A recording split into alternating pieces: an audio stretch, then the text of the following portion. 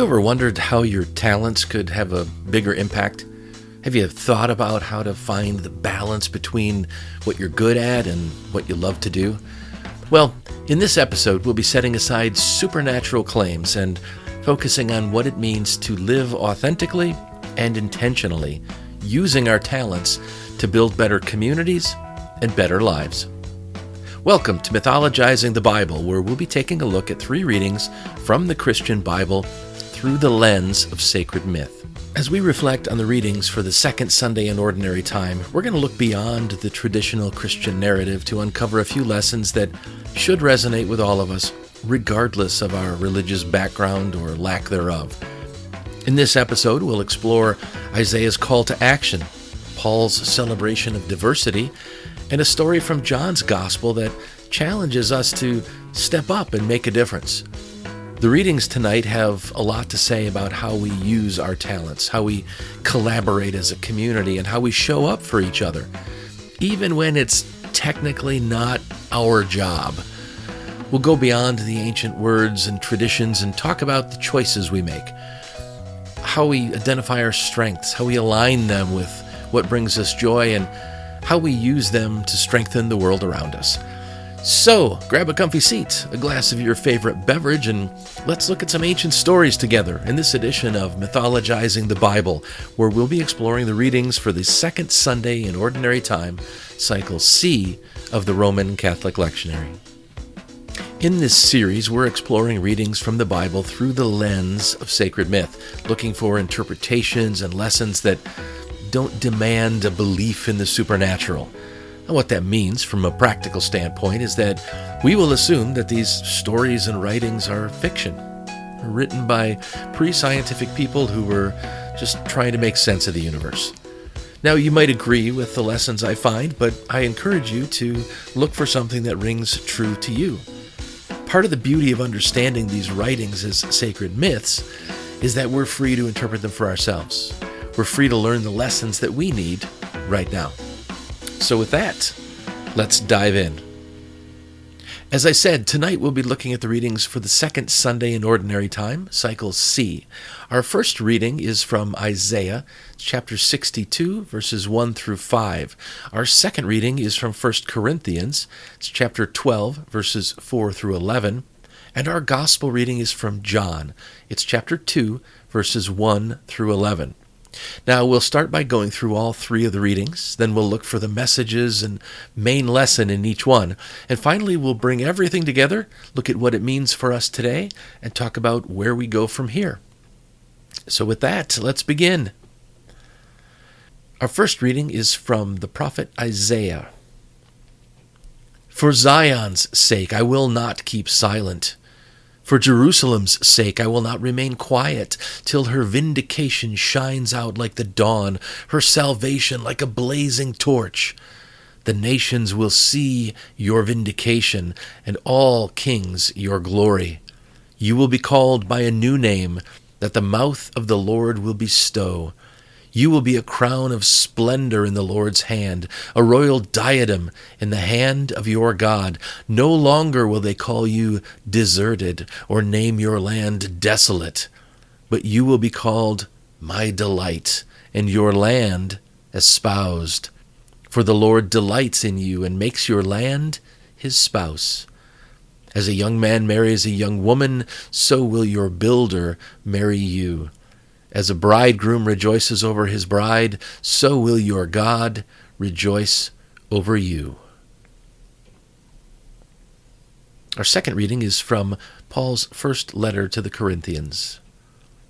Brothers and sisters, there are different kinds of gifts, but the same Spirit distributes them. There are different kinds of service, but the same Lord. There are different kinds of working, but in all of them and in everyone, it is the same God at work. Now to each one the manifestation of the Spirit is given for the common good. To one there is given through the Spirit a message of wisdom, to another a message of knowledge by means of the Spirit, to another faith by the same Spirit, to another gifts of healing by that one Spirit, to another miraculous powers, to another prophecy, to another distinguishing between spirits, to another speaking in different kinds of tongues, and to still another the interpretation of tongues. All these are the work of one and the same Spirit, and he distributes them to each one just as he determines. And our gospel reading is from John. On the third day, a wedding took place at Cana in Galilee. Jesus' mother was there, and Jesus and his disciples had also been invited to the wedding. When the wine was gone, Jesus' mother said to him, "They have no more wine." "Woman, why do you involve me?" Jesus replied. "My hour has not yet come." His mother said to the servants, "Do whatever he tells you." Nearby stood 6 stone water jars, the kind used by the Jews for ceremonial washing, each holding from 20 to 30 gallons. Jesus said to the servants, "Fill the jars with water." So they filled them to the brim. Then he told them, "Now draw some out and take it to the master of the banquet." They did so, and the master of the banquet tasted the water that had been turned into wine. He did not realize where it had come from, though the servants who had drawn the water knew. Then he called the bridegroom aside and said, "Everyone brings out the choice wine first, and then the cheaper wine after the guests have had too much to drink. But you have saved the best till now." What Jesus did here in Cana of Galilee was the first of the signs through which he revealed his glory, and his disciples believed in him.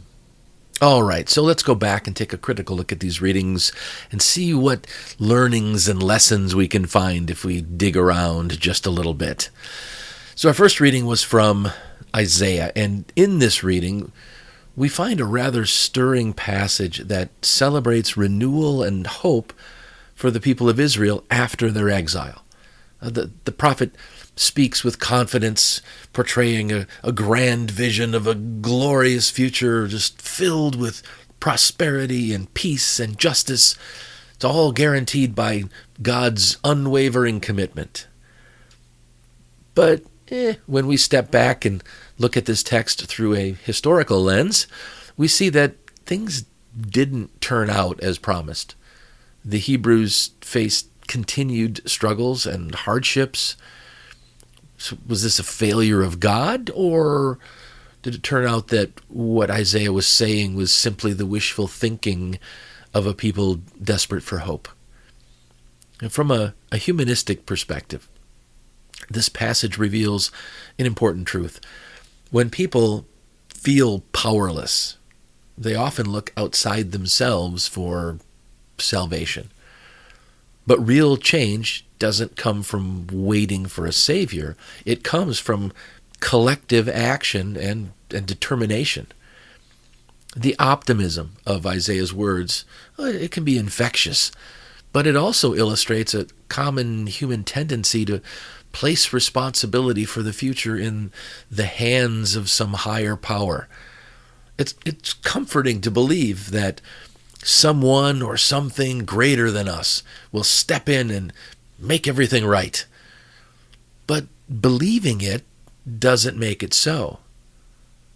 As much as we might long for peace and justice, history and our own experiences show us that progress happens when people come together to make it happen. Relying on thoughts and prayers without action is a recipe for stagnation at best. Change requires effort, persistence, and frankly the courage to confront injustice head on. What Isaiah's vision reminds us of, however, is the power of hope as a motivator. Even if the prophet's promises were misplaced, his words inspired a community to keep going, to dream of a better future. That's the part we can embrace. Hope paired with action. That can be transformative. It's not enough to dream of a world filled with peace and fairness. We have to roll up our sleeves and work for it. Whether that means advocating for justice, building stronger communities, or tackling issues like poverty or inequality. The lesson here is pretty clear. We are the ones who create the future that we want to see. So the main lesson I got from our first reading is that we need to roll up our sleeves and get to work. Isaiah's words remind us that hope alone isn't enough. While it's important to dream of a better future, we have to take action to make that dream a reality. Change isn't something that happens to us. It's something we make happen together through effort and determination.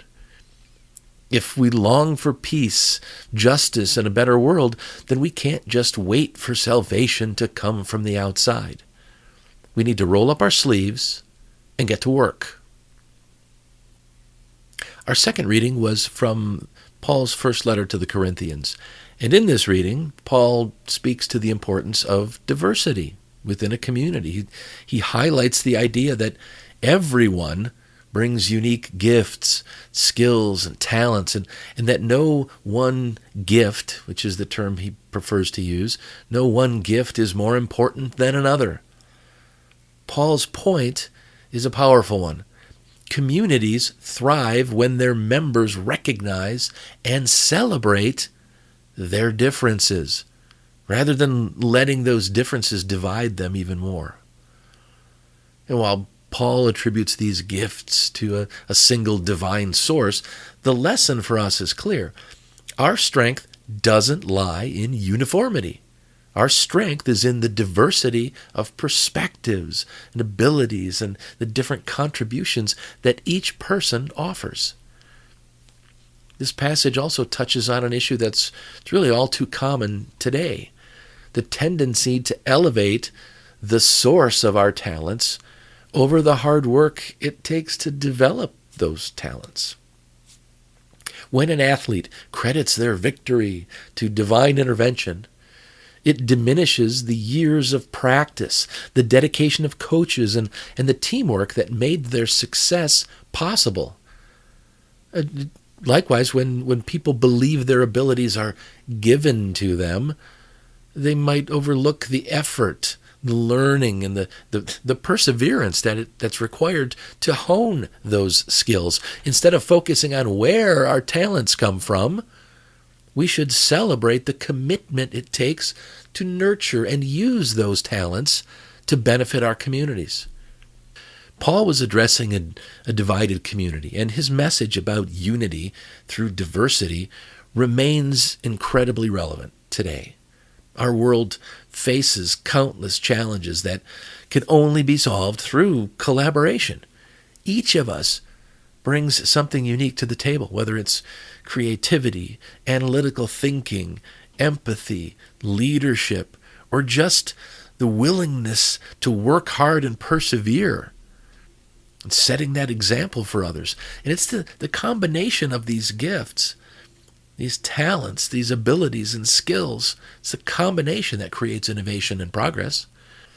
When we embrace and nurture our differences, we create communities that are not only stronger, but also more compassionate and more inclusive.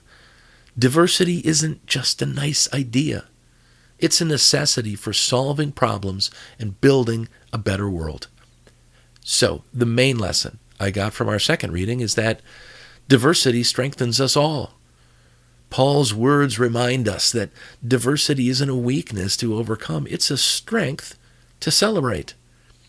When we recognize the unique contributions of each person, and when we work together, we build communities that are resilient, innovative, and that are united by a shared common commitment to progress. Our talents and gifts aren't just given to us. They're developed through effort, practice, and collaboration.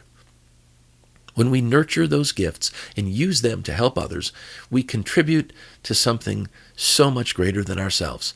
And the simple fact is that diversity strengthens us all. Okay, our final reading was from the Gospel of John. And this was the story of the wedding at Cana, which is often interpreted as Jesus' first miracle and the beginning of his public ministry. And it's the basis for countless dad jokes. But beyond the supernatural framing, this story offers a rather powerful lesson about stepping up when it's needed. Right? When the wine runs out, Jesus is initially hesitant. He says, "Woman, why do you involve me?" Now, it sounds rude, but he's not really being rude. It wasn't his role as a guest to fix the situation. Someone else was responsible for ensuring that there was enough wine. But when the need became apparent, he did act. Now, this moment reminds us that leadership and service aren't always about titles or assignments. They're about recognizing a need and using our talents to meet that need, even when it's not officially our job. What's perhaps striking is how Jesus not only solves the problem, but goes above and beyond. He doesn't just produce wine, he makes excellent wine, earning praise from the master of the banquet and probably the guests, and in doing so, he elevates the host's reputation. It's a lesson in integrity and generosity. When we step up to help, we should aim to do more than just the bare minimum. Using our talents to their fullest potential not only solves immediate problems, but also uplifts the people and communities around us. It's a reminder that our talents are most impactful when they're paired with a commitment to excellence, even in unexpected circumstances. This story also highlights the importance of community. The guests at the wedding had diverse roles. There were hosts, servers, there were attendees, there were the bride and groom, there was the master of the banquet. But when something went wrong, it was Jesus' unique talent or ability that saved the day. In a diverse community, there's almost always someone with the right ability, the ability to step up when others fall short. It isn't about perfection. It's about collaboration and the willingness to act when it's needed. Whether it's fixing a mistake, filling a gap, or going beyond expectations, each of us has something to contribute. And this story challenges us to recognize those moments and take action, even when it's technically not our responsibility. So the main lesson I got from our gospel reading is that you should use your gifts even when it's not your job. The wedding at Cana reminds us that stepping up to help isn't always about duty. It's about recognizing when our talents can make a difference. When we use our talents to address a need, we strengthen the bonds of community, and we demonstrate the value of service and generosity. Even when it's not officially our job, stepping in when we're able is an act of leadership and compassion. With diverse talents in a community, someone is always equipped to rise to the occasion. So you should use your gifts even when it's not your job. All right, let's review the lessons we've talked about so far. In our first reading from Isaiah, the main lesson I came away with was we need to roll up our sleeves and get to work.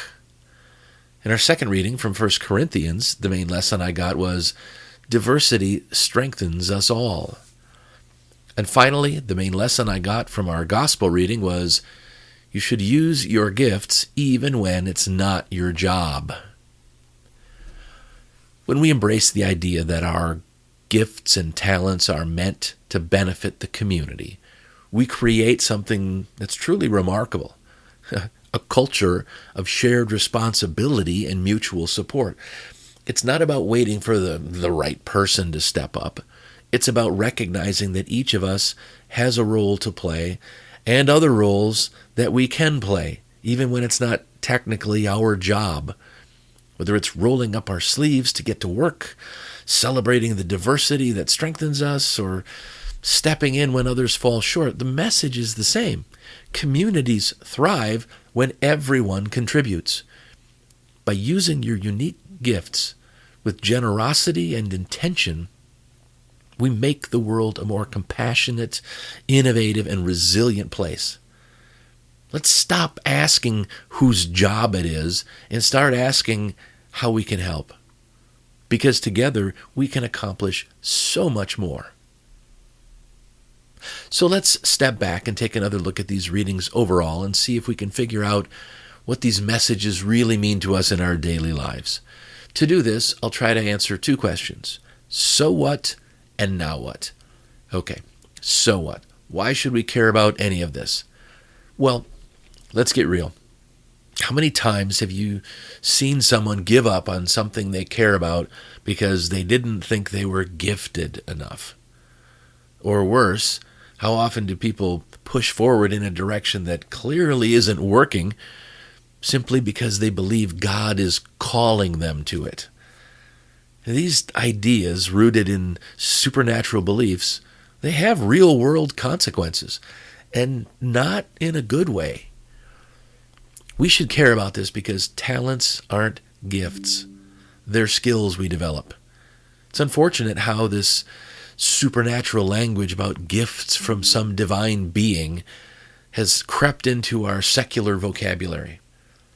When my boys were younger, they were in the gifted and talented programs at school. We were very proud about it.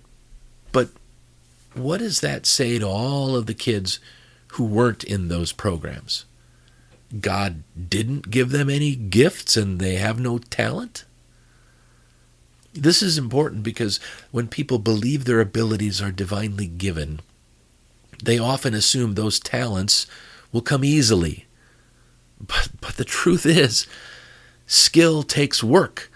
Whether you're an artist, an athlete, a teacher, a scientist, whatever it is, greatness doesn't just appear overnight. It's built through practice, effort, and persistence. By simply moving past the idea of supernatural gifts, we can embrace a growth mindset that allows us to improve and thrive. We should care about this because no talent is inherently superior to another. Too often, society, including many Christians, place those with certain skills on a pedestal. A talent that earns money is often seen as more valuable than one that brings joy or helps others in quieter ways. That mindset can discourage people from pursuing things they can do well and be both proud and passionate about. Let's reject that hierarchy. A teacher's ability to inspire students is just as valuable as an entrepreneur's ability to grow a business. Every skill has its place in making our communities and our lives richer. This is important because passion alone isn't enough. It needs to align with reality. Sometimes people hold on to the idea that their passion is a divine calling, even when it's clear their efforts aren't yielding results. It's not about giving up. It's about redirecting energy towards something that fits both your interests and your strengths. There's no shame in reassessing and pivoting. When we step away from the idea of a God-given destiny, we open ourselves up to exploring opportunities that feel fulfilling and are achievable. We should care about this because when we focus on natural development, we unlock our potential. The beauty of setting aside supernatural expectations is that it allows us to look at ourselves honestly. What are we naturally good at? What do we love enough to practice and refine? When we align our efforts with those questions, we find fulfillment that feels, well, divine, even if it's grounded entirely in human effort and connection. And that's the real magic. Discovering how much we can achieve when we trust ourselves and the process. We should care about all of this because beliefs about talents being divinely assigned can limit us. They can make us give up too soon, undervalue certain abilities, or hold on to unrealistic expectations. But when we let go of those beliefs, we find freedom. The freedom to explore, to grow, and to thrive in ways that are truly, truly inspiring. And the last question I try to answer is, now what? What are we supposed to do? Where do we go from here? Well, we've explored how talents aren't supernatural gifts, but skills we develop through effort and persistence. We also talked about the importance of aligning those talents with the things that we enjoy doing, because when we find that overlap, we unlock a path to fulfillment and growth. But this isn't easy to figure out. So let's take a step back and reflect on it a bit. With that in mind, here's your question for the week. What are 3 things you're naturally good at, and how do they overlap with activities or pursuits that bring you joy? The idea here is simple: to connect the dots between your abilities and your passions. When you reflect on what you're naturally good at, you gain insight into where your strengths lie. And when you think about what brings you joy, you discover what motivates and inspires you. Finding the overlap between the two helps you identify areas where you can thrive, not because of divine intervention, but because you're working in alignment with your natural abilities and interests. A few years ago, I was talking with a guy I was informally mentoring. He'd been working for a long time, diligently trying to identify all the areas where he thought he was weak so that he could fix them. He told me that he was sure the path to a senior management position was by ensuring he had no weaknesses. It was amazing how much time and focus he had put into identifying all of his weaknesses. And he wanted to talk to me about the plans he was making to improve in all the areas he believed he was weakest in. He wanted my opinion on those plans. Instead of commenting on his plans for improving his weaknesses, I asked him, "What are your strengths?" He rambled on some more about the importance of getting better in those areas where he was weakest, because a strong senior manager can't have weaknesses. He didn't answer my question, so I asked him a different one. Do you see me as a strong senior manager? And he said, absolutely. That's why I wanted to talk to you about this. I couldn't help but chuckle, even though he was dead serious. I asked him, well, what do you see as my weaknesses? He just gave me this confused look and didn't say anything. I asked him again, if you had to counsel me on a couple of my weaknesses, what would they be? He said, well, that's my point. I don't see any weaknesses in you. Ah, bingo. I said, you don't notice any of my weaknesses. Not because I don't have any weaknesses, but because I account for them, but I don't focus on them. I double and triple down on my strengths, and I keep doing that over and over and over again until all people really notice are my strengths. My strengths are my X factor. That's what I bring to the table. So I just continue to double and triple down on them. And then I build a team that's strong in the areas where I'm weak. I said, think about it.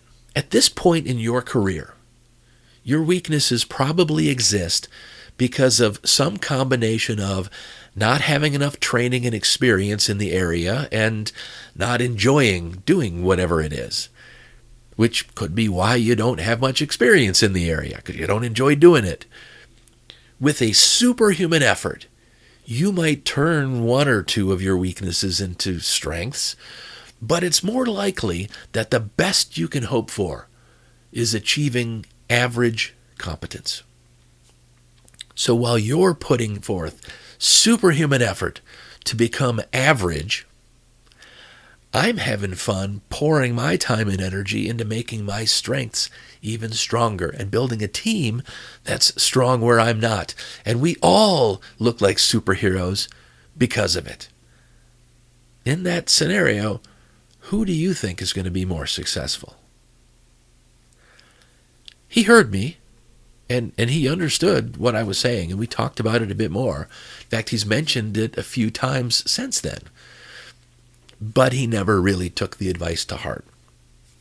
He did manage to make it into a senior management position, but he's considered mediocre at best, and he gets shuffled around whenever an executive just gets fed up with him.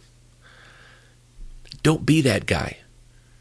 Wherever you are in your career or your life, if you focus on finding where things you're good at intersect with things you enjoy, that's probably a great place to put more time and more energy. It'll likely help you and everyone around you. That's why taking the time to answer this question isn't just about self-reflection.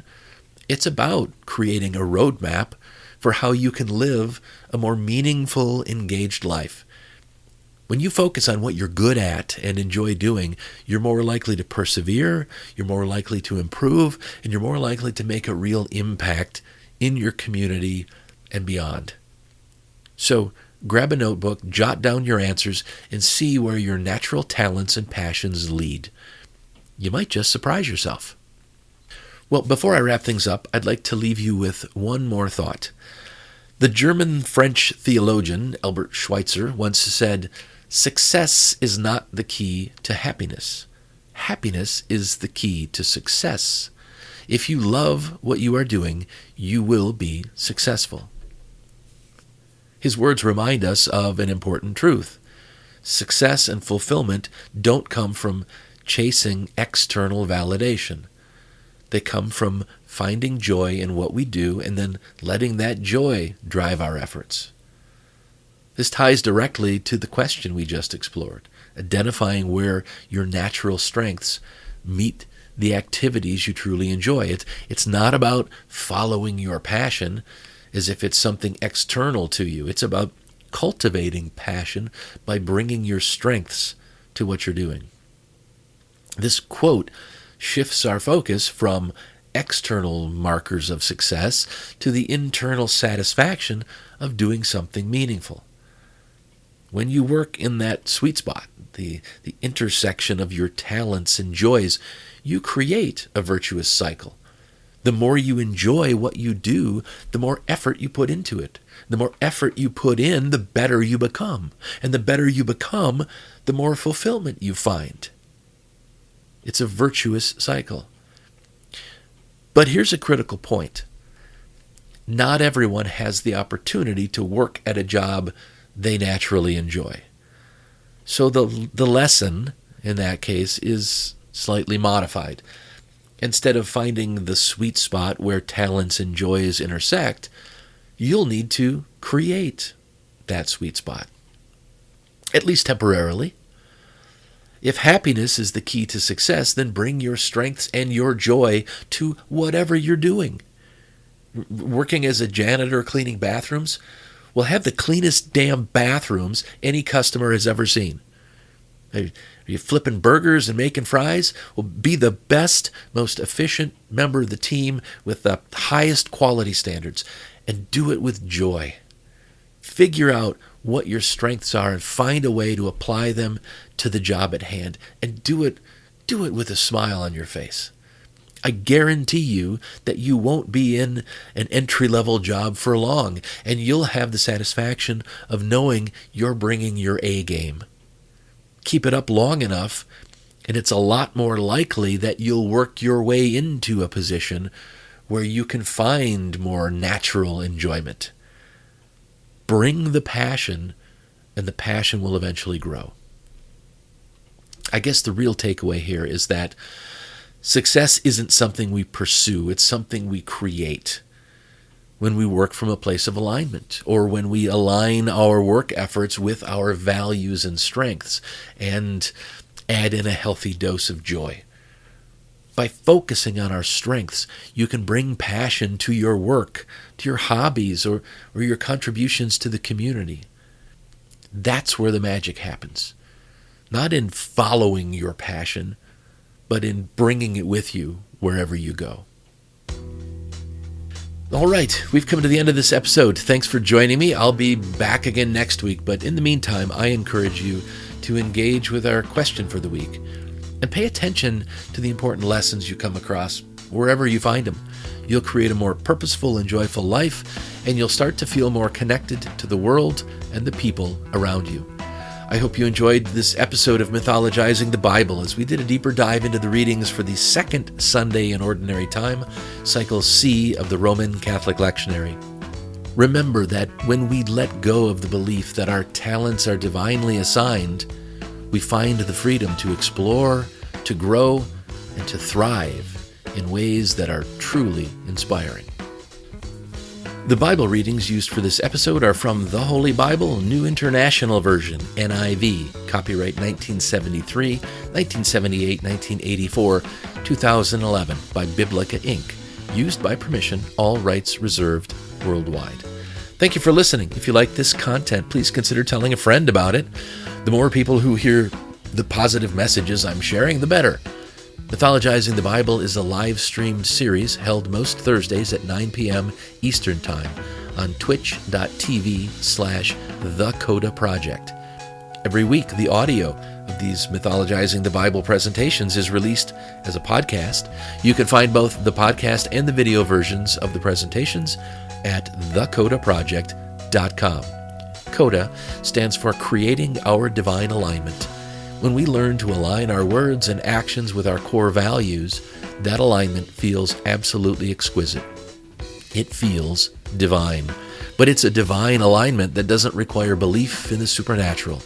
It's a divine alignment we have the ability to create for ourselves. To learn more, to subscribe to my mailing list, and to keep up on everything I'm doing with the Coda Project, please visit thecodaproject.com.